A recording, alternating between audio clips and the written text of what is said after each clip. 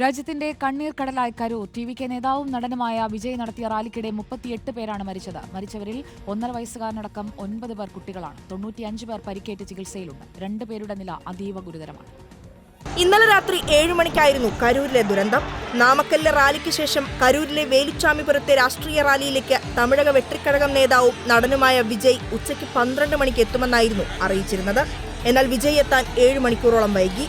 കനത്ത ചൂടത്ത് കാത്തുനിന്ന് തളർന്ന ജനക്കൂട്ടത്തിന് നടുവിൽ പ്രത്യേകം തയ്യാറാക്കിയ വാഹനത്തിൽ നിന്നായിരുന്നു വിജയുടെ പ്രസംഗം.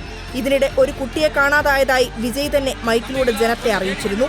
10,000 പേർക്ക് ഒത്തുകൂടാൻ സാധിക്കുന്നിടത്തേക്ക് 1,00,000-ലധികം പേരെത്തിയതോടെ തിരക്ക് വർദ്ധിച്ചു.